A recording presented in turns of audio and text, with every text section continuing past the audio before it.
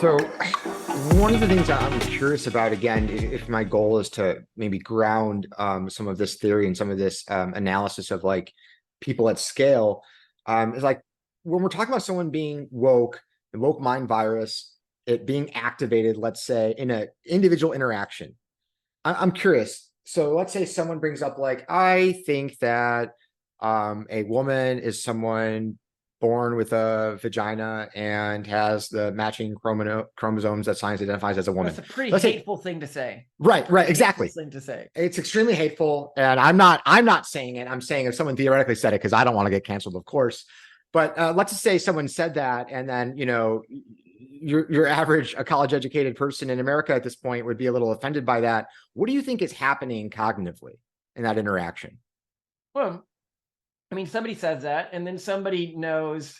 So there's a few things that happen. First, this person is dangerous to you because if one of the ways that the virus works is it cancels people who are even friends with, who socially interact with people who seem immune, which is obviously a very good way of keeping people within the cultural group. So the individual who hears that, even if they may agree with it, will socially isolate the person who said it. Because they know that they can be canceled, not canceled, but like shadow banned. We actually say that like shadow banning is a much more dangerous thing. So other people might know that they shouldn't interact with that person because that person interacts with people who seem to be immune or who are publicly immune. And so, people can say things which might just in the past have been the most like normal, obvious stuff to people from most cultural groups. Not every cultural group, but most cultural groups. But people will know, oh, this means you're not infected. And because you're not infected, you could be dangerous to me. You could be dangerous to my career. You could be dangerous to my kids. Because when the virus finds out that you're unaffected, well, it will try to target your company. It'll try to target your boss. It will try to get your boss fired if they don't fire you. It will try to get them persona non grata if they don't make you persona non grata. It's incredibly effective at cultural genocide. Its goal is to erase all of the cultural groups that think differently from it.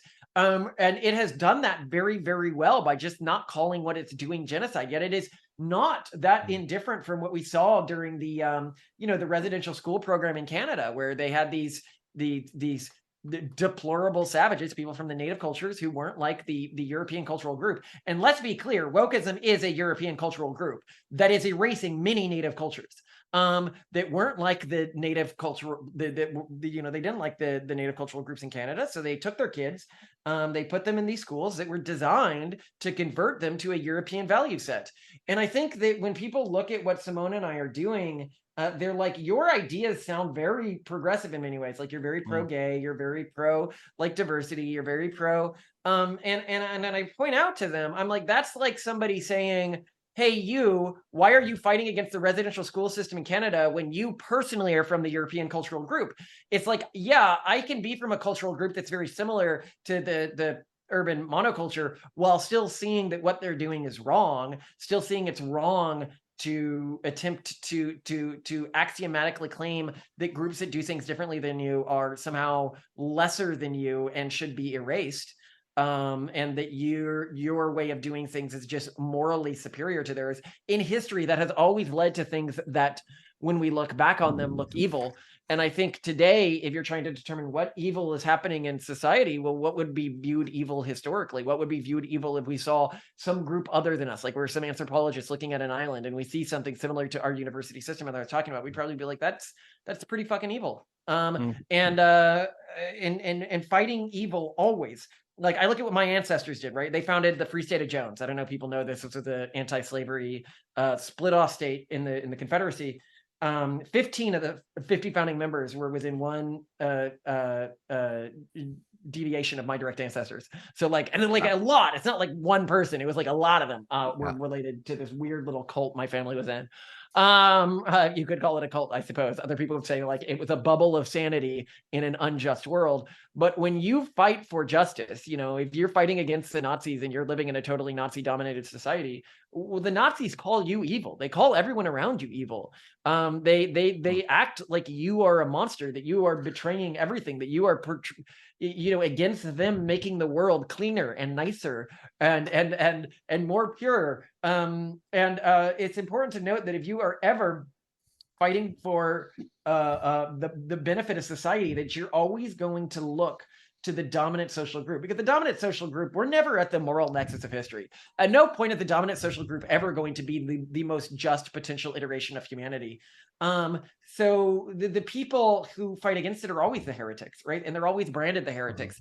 And that's what we're branding people today when we do the shadow banning, when we're like, oh, well, that's a pretty hateful thing to say.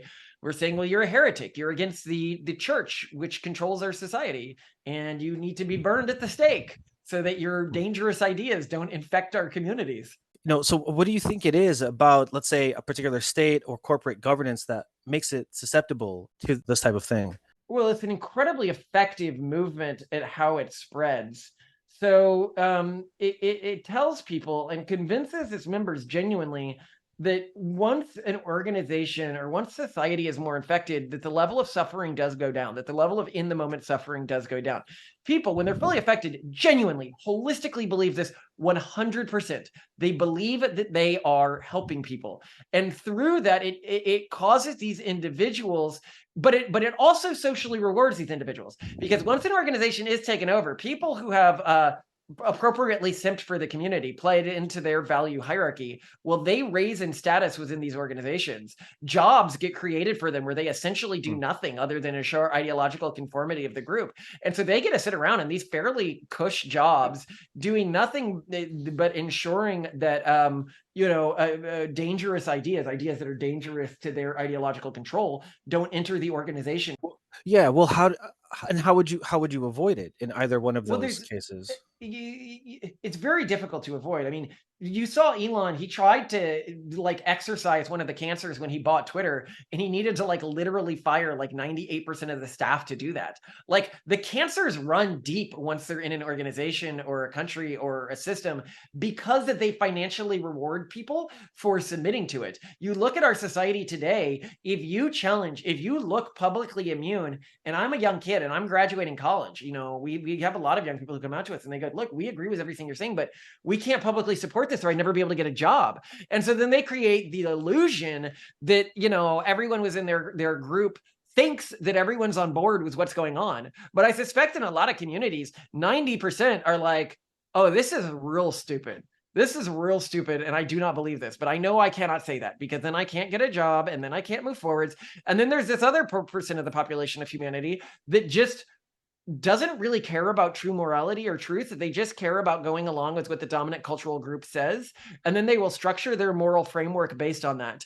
And the groups that are really susceptible to this are what I call justicalists. So justicalism is a moral framework where an individual believes that what is true about the world is what would be most just if it were true. So an example of this would be are men and women systemically different in their social ways of seeing the world? Are there actually any mental differences between men and women in terms of personality, anything like that? Well, it would be unjust if there were, therefore there are not.